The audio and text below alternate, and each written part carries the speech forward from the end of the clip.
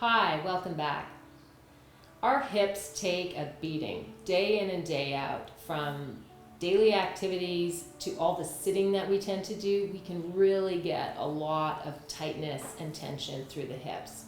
I'm going to show you a few gentle and easy poses that can help loosen up the hips and have you feeling much more energized. Let's get started.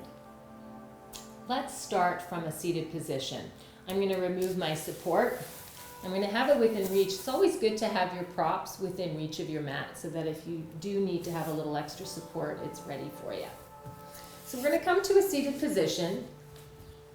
Legs are bent, feet are standing on the floor about hip width apart, and we're going to use our hands to support us to give us a fairly tall spine, but we're fairly relaxed, fairly loose here. We're going to release our legs to one side. I call this the windshield wiper warm-up. So our legs are like windshield wipers. They're just going to flop one direction and then they're going to flop the other direction. So our wipers are on really slow intermittent speed right now.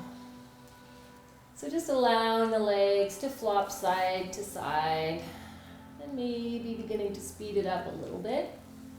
And we're just breathing easily in and out. This is a great way to start to warm up the hip joint. Get the fluid in the joint moving.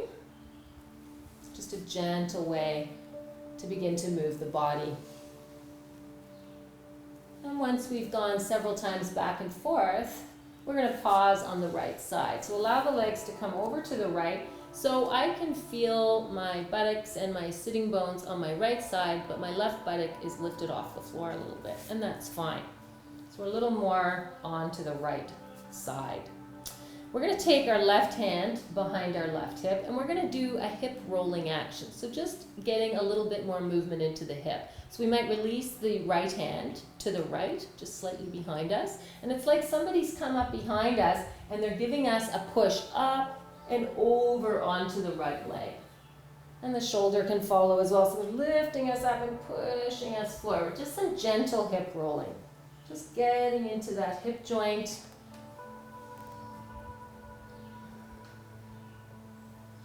Doing that several times, and then we're going to allow the legs to wiper over to the other side, and we're going to try that on the left. So we're taking our right hand to our right hip, and we're going to push up and over. So just some gentle hip rolling action.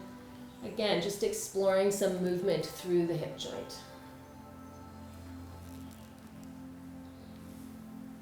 Let's do one more there. And then we're going to come back to center. And from here, we're going to come into child's pose. Child's pose is an awesome pose to come into any time in a yoga practice. We can do the traditional legs close together, or we can do the more relaxing and restorative knees wide apart and toes together. We're going to sink back, send your sitting bones back towards your heels. We might just wobble side to side a little bit, and then we can extend our arms long in front of us. So arms are like in downward dog. There's action and energy in the hands, and then we're going to release our head down to the floor. So as we have more action in our child's pose, if we lift our elbows off the ground and really start to press the hands forward, we actually start to send a little more energy down toward the feet, and that creates a deeper stretch through the crease of the hips. So if we want deeper, activate those hands. Press them into the floor. Now some people are going to be way up here, and that's okay, and we might just be way too tight for that. If we're too tight and we don't have the ability to press deeper, have a support. Take a foam, take a folded blanket, place it underneath your seat, and then we've brought our feet, so-called feet, up a little higher, and then we've got something to really sink into. When we've got something to sink into and some support, it tends to invite a little more release and letting go. So feel that nice deep stretch through the crease of the hips. Holding here for several breaths.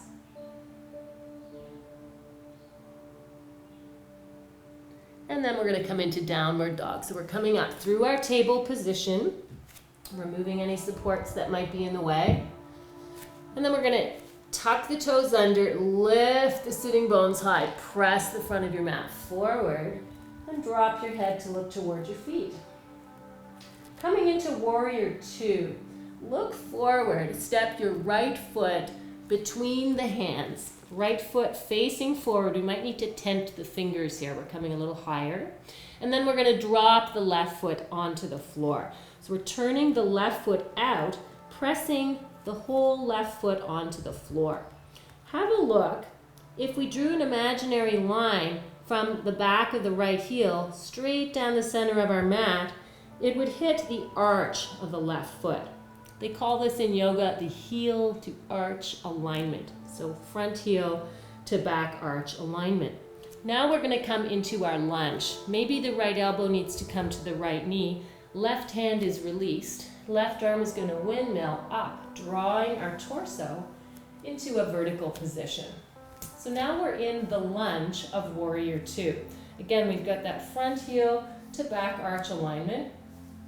Tendency sometimes is for that right knee to fall in toward the big toe. Have a look at it. Guide it so that it's tracking over the second toe. And that's creating a nice external rotation in the front thigh and a deeper opening for the hip. Sometimes there's a tendency for the back hip to lift up here. Guide that left hip down. We might even take our hands to the hip creases and just level the hips. So torso is in a mountain spine alignment. Hips, shoulders, and head are vertically stacked. And then we can open the arms so that arms are floating out, reaching away from one another toward infinity. And then we're just going to turn our head to look out over the front fingers. So this is a wonderful hip opener as well as a leg strengthener. You'll notice the deeper we go and the longer the stance is for the feet, the deeper the stretch, the more work, especially through the quads, the thigh muscles of the right leg.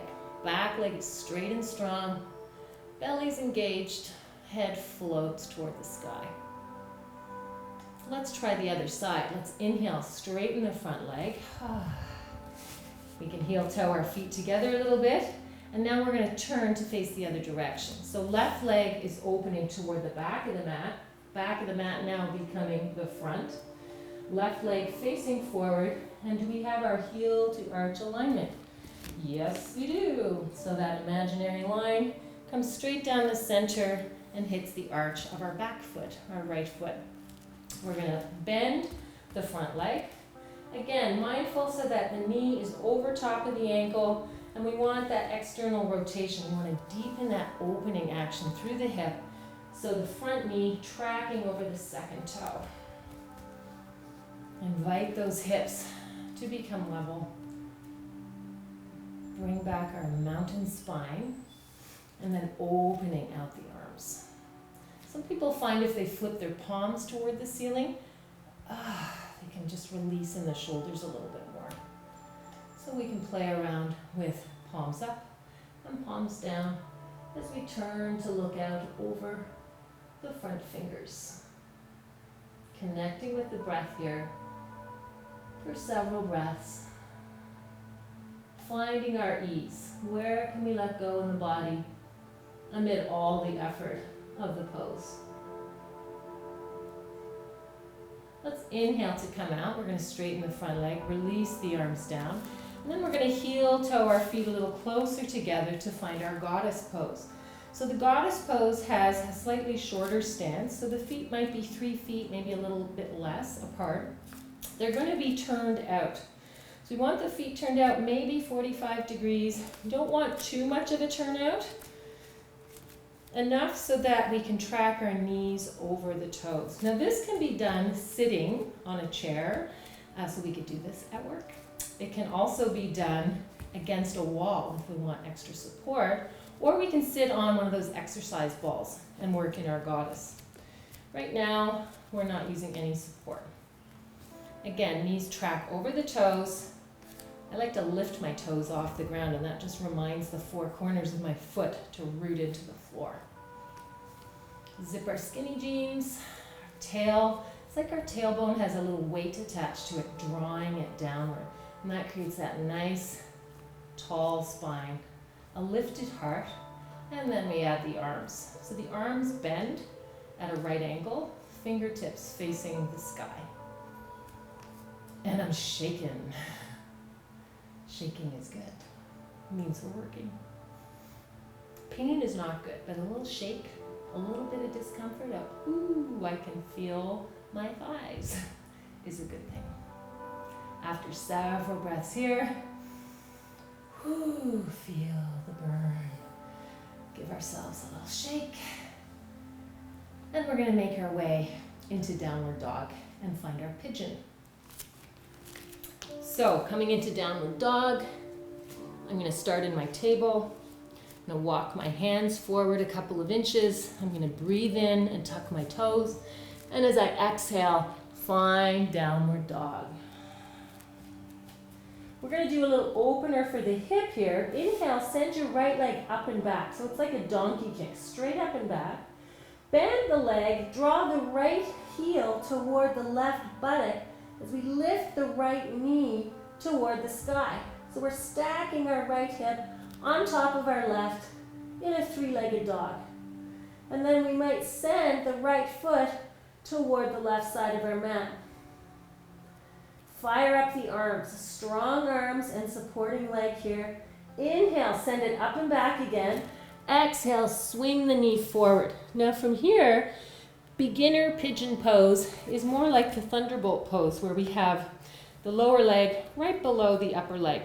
Now if we have any knee problems, knee replacement surgery, arthritis, any injury to the knee, we probably want to come onto our back for this one so that we're not causing too much strain on the knee. So I'm going to quickly demonstrate the reclined pigeon, and then we'll go back to the traditional upright pigeon. Legs are bent.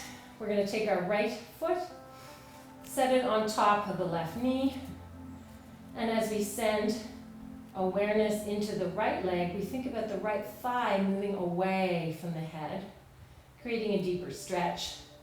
If we want to go deeper, we can take the left foot off the floor and place it on an imaginary wall. We can grab a hold of the back of the thigh perhaps, and as we draw that thigh in toward the face, we're also sending energy to the right knee, moving away from the face and deepening that stretch. So we can hang out here for several breaths, and this is much more gentler on the knee. If we want to do the more traditional version, we're in the upright version of the pigeon. So back leg extends straight up from the hip, the top of the leg facing the floor. And as our flexibility allows, we might start to wiggle and scoochy our right foot out and our right lower leg out from the upper leg. We're going to flex up the toes to protect in the knee. We're thinking about squaring the hips to the front of our mat.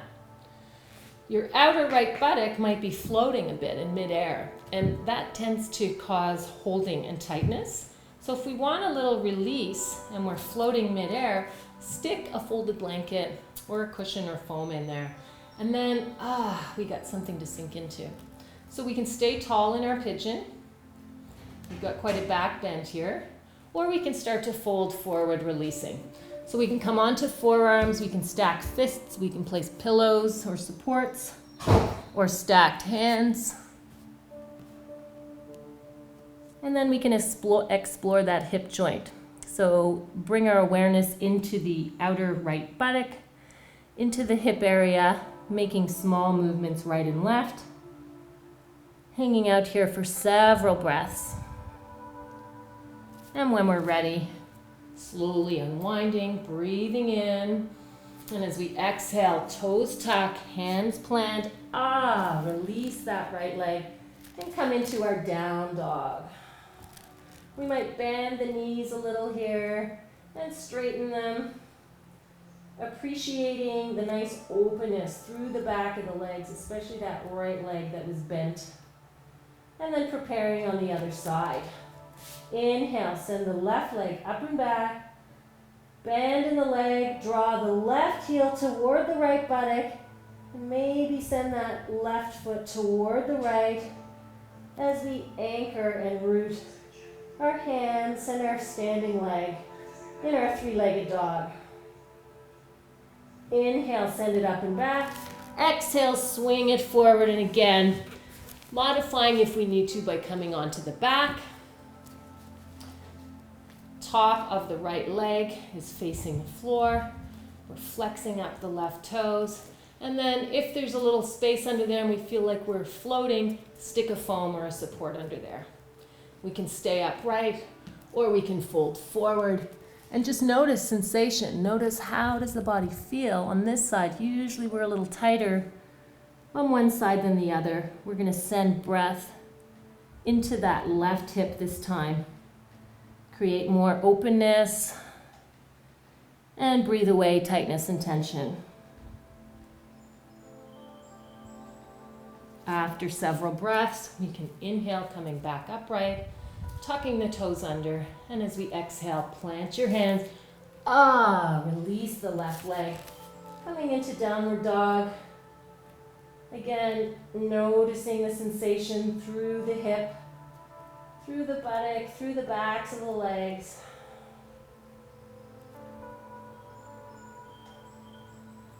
And then coming down onto knees.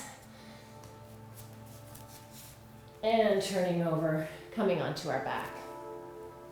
So one of our final poses that we can do to release through the hip and a relaxation pose is to do the reclined butterfly. So we can do the reclined butterfly with some supports to either side of the knee. Taking the soles of the feet together. And now the legs have something to sink into. And we can come to a lying position. We can also place a bolster lengthwise under the spine and the head if we'd like to have a little more support and lift for the head and spine. Hanging out here, we can have arms like empty coat sleeves, or we might take one hand to the belly and another hand over the heart, closing the eyes and integrating our practice for 3 to 5 minutes. When we're ready, rolling over onto one side, taking our time to come back up to sitting. Again, just noticing sensation in the body, hopefully a sense of release and looseness in the hips. Thanks so much for joining me today. Stay tuned for more yoga tips and wonderful information on mindful living. Namaste.